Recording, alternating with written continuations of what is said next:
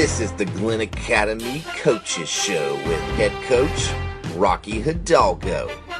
Brought to you by Advanced Rehab, Urgent Med 1, Boyd's Transmissions, Golf Cart Wholesale, Alan David Tucker, and by Marshside Grill. And now here's your host, Glynn Academy Insider, Drayton Hogarth. Good evening. Welcome to the Glynn Academy Coaches Show with head coach Rocky Hidalgo on the Bishop Media Sports Network. I'm Drayton Hogarth on location at Marshside Grill, where we will be each and every week on Sunday nights at 6:30 for the entire season. This segment of the Rocky Hidalgo Show is sponsored by Marshside Grill, Advanced Rehab, Urgent Med 1, Boyd's Transmissions, Golf Cart Wholesale, Alan David Tucker, and by ASP Pools. And now joining us, the head coach of the Glynn Academy Red Terrors, Rocky Hidalgo. How we doing? Good. Hey, good to see you back. Good to have happy Coach Hidalgo back this week. Glynn Academy breaks the two-game losing streak. Gets a dominant 49-7 win over Richmond Hill, up just south of Savannah this past Friday. Coach, tell us your thoughts from the ballgame. I think our kids had a very business-like attitude. They went out, they played hard, they really executed the game plan. We had some mistakes here or there, that can be expected, but I think our execution and effort, our effort was good the previous 2 weeks. Our execution was much better this week, and it showed with the results. Okay. Now, going back to last week's show, seemed like the key phrase was lack of focus in practice and then also in turn in the game. Did your team prepare and practice with more focus leading into Friday's game? Yeah, we had a good week of practice. I thought we'd play pretty well. We changed some personnel around and changed some coaches around here or there to kind of better fit their experience, and I think that really kind of got some people excited or got people on their toes. When you start putting new guys at positions, everybody starts looking around. They get those cow eyes. Mm-hmm. But for the most part, our focus was very good at practice, and we had a good week. Right. And you said you had better execution in the game, so I guess that stems from the better practice. Now, you mentioned last week potential position changes and just now as well. And then we saw DJ Dallas come out at under center. How long was that in the works, and when did you let your team know? Well, it's something we had considered for about 3 weeks, really and truly. We had discussed it. We just weren't sure if it was something that we felt like we were going to be able to do it or not. Really, what we were waiting on is just to see where the production in the passing game went. What we do offensively, you have to have plays by the quarterback, whether it's in the passing game or running the football, and we just weren't converting those opportunities. A lot of it was we had a lot of drop passes, and so it was we just kind of looked around and said, it's really hard to get him the ball out in space. People can take him away. We're not doing a very good job of executing that aspect of our game.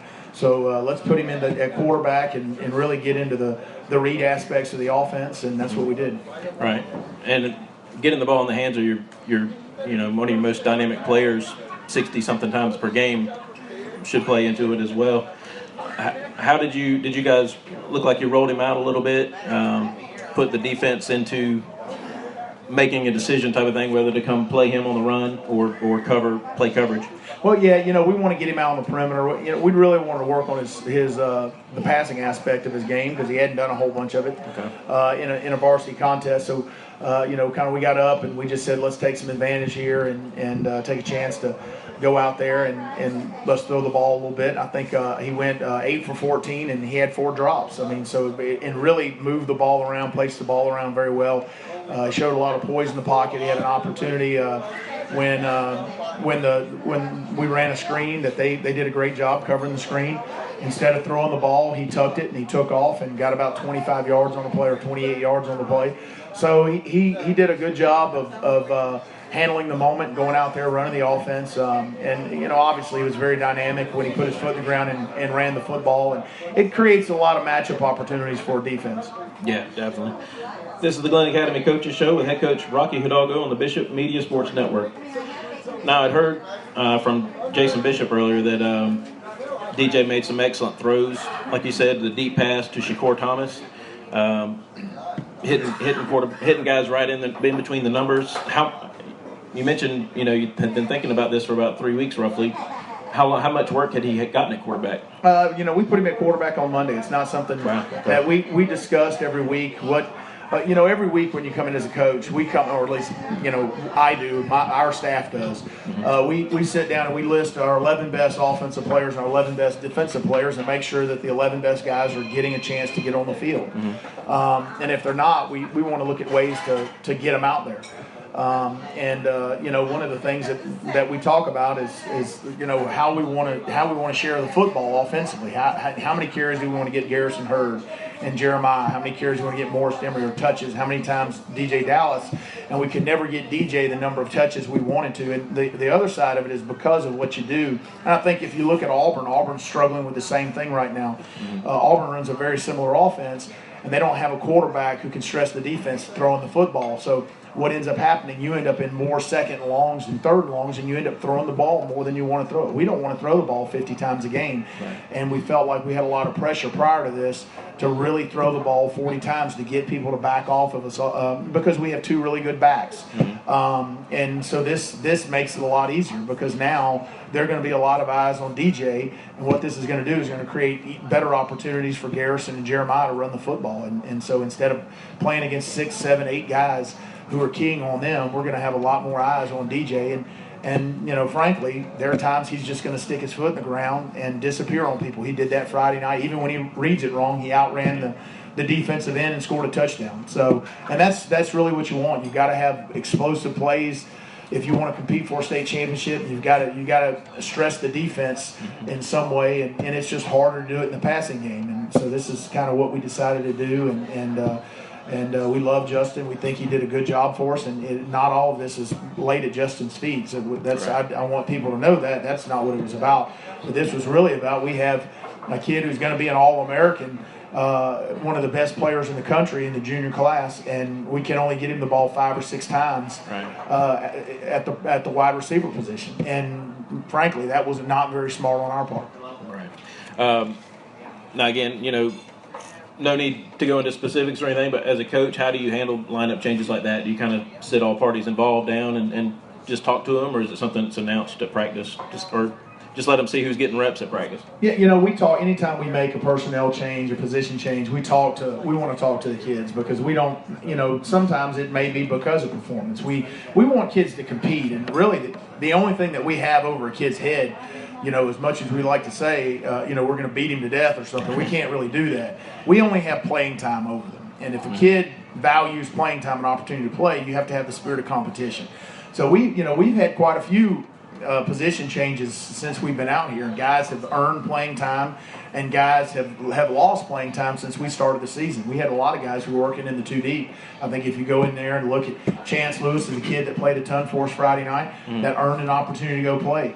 Amari Cross is another one, getting opportunity at right guard because he's gone to practice and worked hard. Ryan Johnston at wide receiver has done a good job. Devin Roberson, who had a great game, 3 sacks. He's a kid that's earned playing time because of his performance at practice and when he's been given an opportunity. So that's a part of what we do. We can't ever be static. As they say, nothing grows in a comfort zone. We don't want our kids to ever get comfortable as players because when they do, they're not going to get better. So you're either getting better or you're getting worse. You're never static.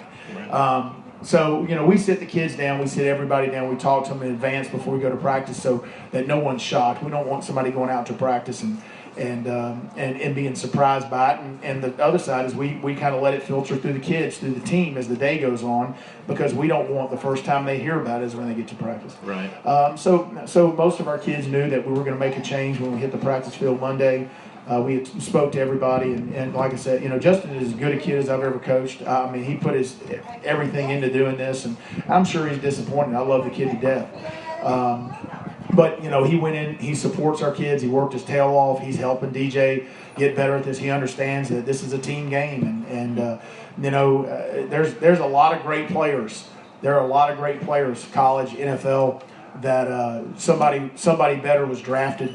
Somebody more dynamic showed up on somebody's doorstep in a trade or was recruited, and this is just a part of life, and for everybody, I mean, we've got quite a few kids who've kind of had to deal with this throughout the year, and we try to help them. We want to be we want to be reasonable about it, explain to them, and give them opportunities to support the team and contribute as we go through. We don't want to just take somebody and sit them on the bench. So we have plans to have kids to go out and contribute and still be part of our football team. Definitely. More to come on the Rocky Hidalgo Coaches Show on the Bishop Media Sports Network. Right now, these words from our sponsors. Marshside Grill is your home for the best burgers, spuds, and seafood around. Come enjoy the view out by the water while taking in an ice-cold beverage. Marshside Grill is your home for the Glynn Academy Red Terror Coaches Show with head coach Rocky Hidalgo and a proud sponsor of Glynn Academy and local high school athletics. So stop in any day or night of the week for the best view and atmosphere here in the Golden Isles. And also, check us out on Facebook. Go Terrors! That back won't stop aching or that knee won't stop throbbing? Your answer is Advanced Rehabilitation and their staff of professionals. Locations in Brunswick and on St. Simons for your convenience. Go to the place that is trusted by student athletes all over the Golden Isles as well as professional athletes. Advanced Rehabilitation specializes in neuro and orthopedics and will have you back in the game in no time. Find a clinic near you, physicaltherapygeorgia.com. Tired of waiting hours to get in and out of the ER or can't get in to see your doctor? The wait is over. Urgent Med 1 is a fully functioning urgent care clinic with highly trained professionals, on-site x-ray and labs that will get you in, out, and on with life. Open weekdays 9 a.m. to 9 p.m. and weekends 10 a.m. to 6 p.m. or sign in online with ZipPass. Located off exit 36B on Highway 341, look for that MASH Jeep with the big red cross out front, ERGENT Med 1. Drive a few minutes and save a few hours. Welcome back to the Glynn Academy Coaches Show with head coach Rocky Hidalgo on the Bishop Media Sports Network. I'm Drayton Hogarth on location from Marshside Grill. This segment is brought to you by Marshside Grill, Urgent Med 1, Advanced Rehab, and Golf Cart Wholesale. Now, Coach, we mentioned DJ going 8 for 14, 112 yards, and a touchdown, plus the 8 carries, 108 yards, and 3 more touchdowns. I'm guessing this is going to be a permanent move at quarterback? For the foreseeable future, I would imagine so. Unless something occurs to change our mind, I think this is the best way to get him the football, get him involved in the offense. And trust me, I've been a defensive coordinator for a long time, and that's not what you want to see as a defensive coordinator over there. So I think it's something that's going to be really good for our football program and our team and our kids, and I think it's going to be really good for DJ. Right. Now, also in addition to DJ, Garrison Hurd had a really strong game, kind of almost the foundation of the offense. Then Shakur Thomas was stretching the field. Who else had standout performances for your offense? Well, I think our offensive line did a better job really kind of sorting out the defensive front this week. I always talk about getting a hat on a hat, and you just don't want free runners with the offensive line. That's where you want to start. We did a better job of that. I think we can be more physical and compete a little better up front, but I think we'll continue to grow in it. We're starting to get, I always say align, assign, and refine when I talk about football. You got to get your alignments first, assignments, and then you got to refine it by doing things where how physical you are and how aggressive you are and how you compete. So we get a little. We're kind of at that assignment stage right now, and hopefully we can really start refining our play up there pretty soon. I think offensively, our both backs ran the ball very well. They ran very well. I think Frank Farrell at tackle had another really good game. Kyle Larson had his best game of the season. I think Tommy Craig is a kid. He was sick on Monday and Tuesday and out of school with a high fever, and he really came in, did a nice job of coming off the ball, being physical up front, and sorting out the linebacker defensive line on the combo blocks. I think those guys played well. I think we blocked very well on the perimeter. That was something I was really impressed with, to the point that we got a couple of holding calls because we were blocking the heck out of people. And we got to do a better job of keeping our hands open. But, we were really physical, and we got a couple of guys out there with some length. They did a good job getting their hands on receivers and tying those guys up so we can get some big plays out there in the run game. Right. Yeah, you mentioned the O-line ended up with over 350 yards rushing this week, so you can't beat that at all. Yeah, they did a good job. You're listening to the Rocky Hidalgo Coaches Show on the Bishop Media Sports Network. Let's look at the other side of the ball, Coach. You guys only gave up 107 yards, I believe, in the first half before they started a running clock. Almost had a shutout until, the last drive or second to last drive, something like that. Tell me a little bit about your defense Friday. Well, defensively, our defensive line, we've gotten to the point we've really developed our D-line guys. We play about 6 or 7 guys consistently in there, and we have some guys who are young who are really playing some good ball. Tyler Cleghorn's a kid; he's a sophomore, so he has 2 more years, and he's just kind of a big rough customer in there, and has done a nice job. Obviously, Dexter Roberson and Rodney Infante have done really, really well. Trey Singleton.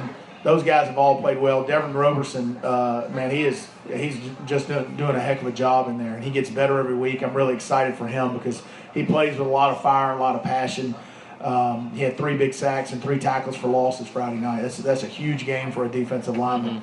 But he gets better and better every week, and those guys played really well. I think we did a nice job on the perimeter. We kind of sorted out. They their scheme that they ran was really tough, where they run the read action and throw the bubble on the outside, and they put our outside linebackers in a pickle out there. And I think our kids did a nice job, really toward the second half on, really tackling well out on the perimeter. We had some struggles early, but I think it was kind of the scheme that they were running, and eventually ran to the ball well. I think defensively we played really hard and ran to the football. That's one thing. If you watch the tape, we've got 11 guys moving the football at all times. Now you guys forced some turnovers early that really set the tone for the game. Were those results of ripping at the ball, or was it just taking advantage of opportunities? Well, I think it was us playing fast. I think our kids played really fast down the line, and when you run the type of offense that they run and that we run, is when you get that guy screaming off the edge in a hurry, you can call some exchanges at the mesh point, some mistakes at the mesh point, and we had that happen a couple times. But that was a result, I really think, of us playing fast. We played very fast on the perimeter. Dexter Roberson forced a couple of them just because he shot upfield once on the option.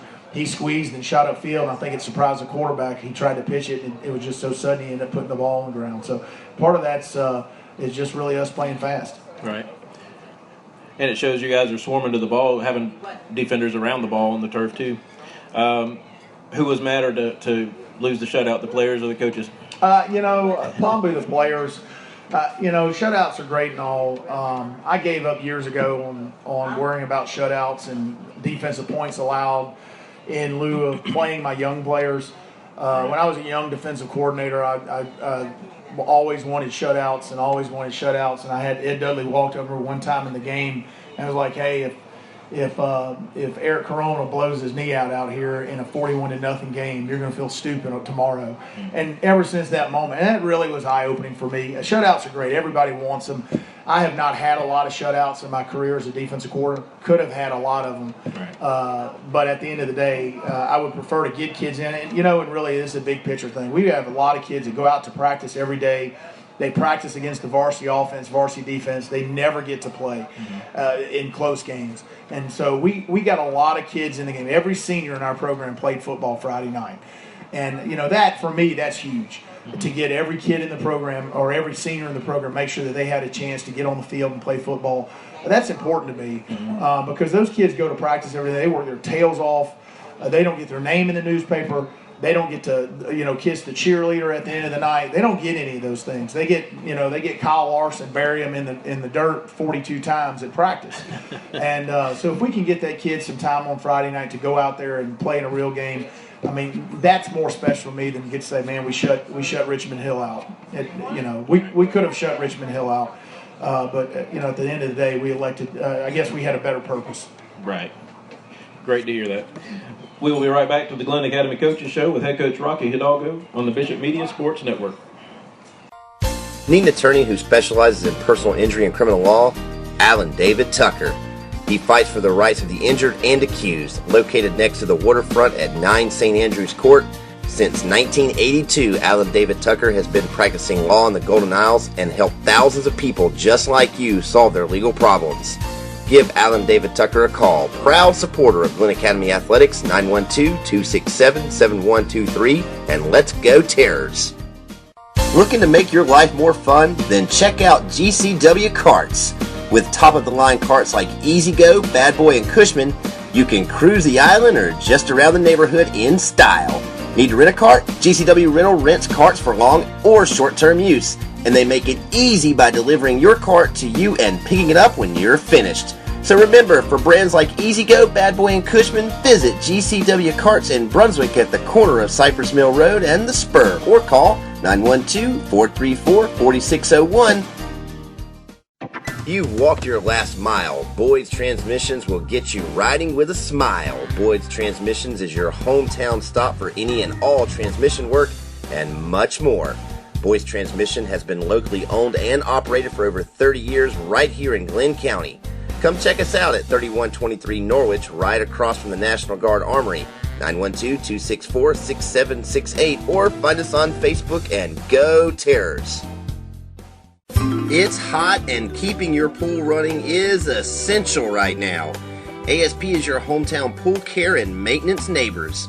Marcus and the professionals at ASP will have your pool looking and running like a dream to help you beat the heat. 912-230-5777 or online at www.stsimonsgapoolservice.com or find ASP on Facebook. ASP is a proud supporter of Glynn Academy Athletics. Let's go Terrors! Welcome back to the Glynn Academy Red Terror Coaches Show with head coach Rocky Hidalgo on the Bishop Media Sports Network.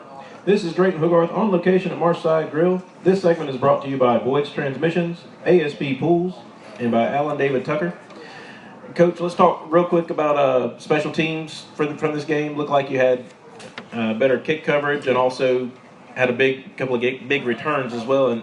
Were you pleased with the special teams side of the ball? Yeah, you're really pleased. I think we found a returner in Kane Cruz, and he just hasn't. Special teams, I've said it before, is all really about personnel. You have to find the right personnel for it. The right guys with the right mentality to run down and cover kicks, who get on the kick return and get a hat on somebody.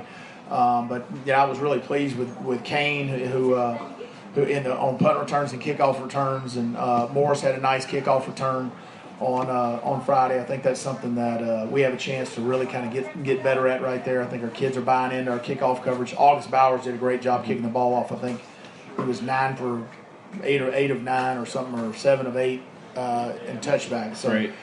He's a kid that he's got a big leg, and I think he's a kid that's got a chance to go off and kick some in college because of that big leg. So people really start to take notice about how powerful he is and his potential he has. Right.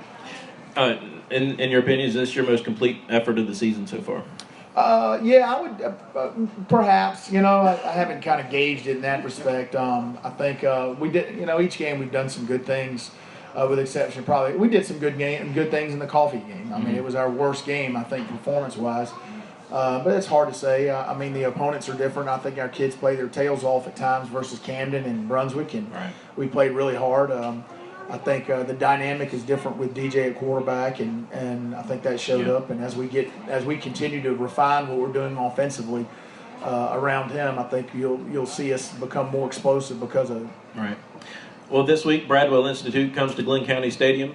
They're coming in at 0-4, but you never want to let your guard down against a wounded opponent. Bradwell is coached by Greg Hill, who is former Georgia Southern quarterback for Paul Johnson's '99 national title team. Tell us, what do you expect from the Tigers and Coach Hill? As long as Coach Hill doesn't get under center and start running triple, that would worry me, because he was a heck of a player in college. Their kids, they play a lot of young kids. I mean, when you look down the stat line of what they're playing a ton of freshmen and sophomores. But I think offensively, you see them, they're starting to get an idea of an identity of what they want to do. I think their perimeter players are very good. They have some work to do on the offensive lines. Defensively, I think their guys did a really nice job last year. I think their defensive coordinator, I don't know who their coordinator is, but he did a nice job against us last year, fitting his kids up on the football, and has done some I think he does a good job coaching his kids. I think it's one of those things they're going to try to stress us on the perimeter out there, get the ball outside on the jet sweeps and the buck sweep, and try to get the ball outside to just some very skilled kids out there and let them try to make some plays. Mm-hmm. Are they a triple option attack as well, or did he? No, they're more hybrid wing T. They'll run a little option and keep the quarterback around a little bit on some different things. They're young, but they have some very good skill players and a lot of size up front. I mean, they've got some big kids up front on the offensive line. Mm-hmm. This is the Glynn Academy Coaches Show with Coach Rocky Hidalgo on the Bishop Media Sports Network. Now you mentioned their defense, and they did a good job. What type of base attack are they coming at you? They're a 4-4 with, if you compare them to a college, that's the base alignment, which you see out of like Virginia Tech is very famous for their full 4 defense, 8-man front defense with Bud Foster. So they're in that vein. They play 4 down and 3 safeties. Okay. Now, with the team kind of struggling a little bit like Bradwell and looking for any reason to get excited, is it important to especially get off to a good start in a game against a team like this? And I say this, and everybody thinks this is lip service, but it's really not. I mean, I don't care who the opponent is. For me, every week it's about us.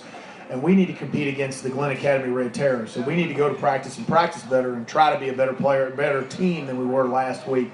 And if we make that our goal, that our competition is ourselves and we're competing to improve every week, that's when we had a chance. I think that's one of the things our kids did last year. They really bought into that idea, and they worked hard every week, even throughout the playoffs. They worked to be better, and we went on a great run in the playoffs, and everybody's really excited about that.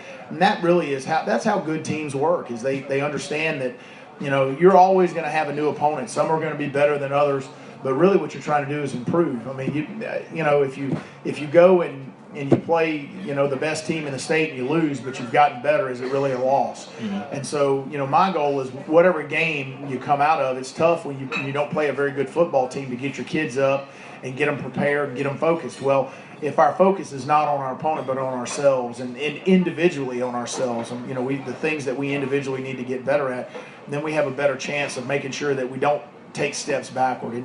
And maybe that's something that I didn't do a very good job of relaying to our kids during the coffee week, that we want to go back and focus on. This is about us. This week's about us. It's not about Bradwell. The week after that won't be about Ware. The week after that won't be about Statesboro. It really is about the Glynn Academy Red Terrors and us working to be the best football team we possibly can. All right.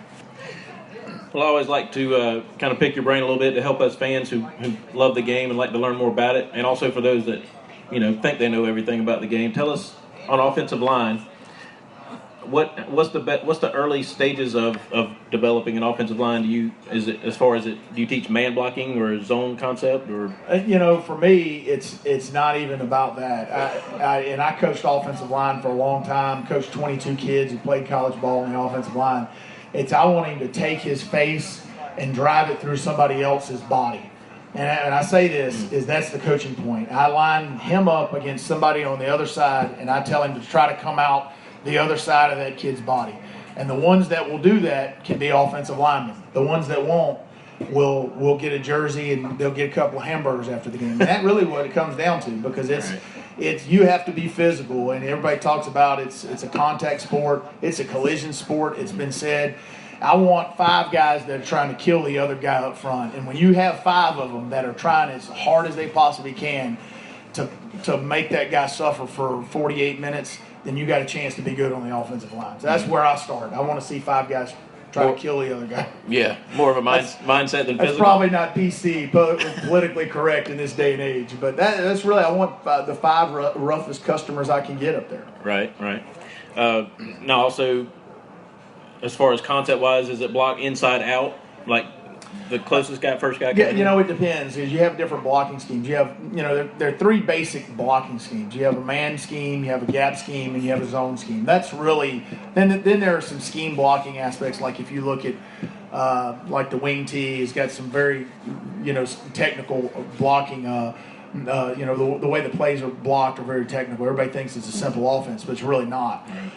So it depends on the offense you run. We don't run a lot of man schemes, and most people have gotten away from man schemes because defenses move so much. Man schemes are not very good against defenses that move their fronts. Okay. So most teams have gotten away from man schemes. The true ISO, people just don't run a whole lot of that anymore. But you'll see a lot of gap schemes, which are power counters where people block down. The old rule is gap down backer. So you block down in your gap. If there's a guy there, you kill him. If there's not a guy there, you go to linebacker. So that's the old gap schemes. And zone schemes, you're really blocking a zone. And people think the zone is a gap either to your right, but it's really not, because if you and I are both together and we step together, that gap moves. Okay. So that zone between us, if I'm responsible for that zone, whatever shows in that zone is what I have to block. That's a very simple way of blocking. If you go through, gap and man blocking are relatively easy concepts to understand. Zone blocking is a very difficult concept for players to get. It takes a lot of work. It's not a particularly good scheme like in an elementary or middle school, because it requires a ton of work to get good at it. Okay. All right. Well, I could go on longer and longer about offensive line blocking, but we will have to wrap it up for now. Coach, best of luck this Friday against Bradwell, and appreciate everyone coming out tonight. Thanks for joining us on the Glynn Academy Coaches Show with Rocky Hidalgo on the Bishop Media Sports Network. Come out to Marside Grill and join us every Sunday night at 6:30 for the Rocky Hidalgo Show. This is Drayton Hogarth.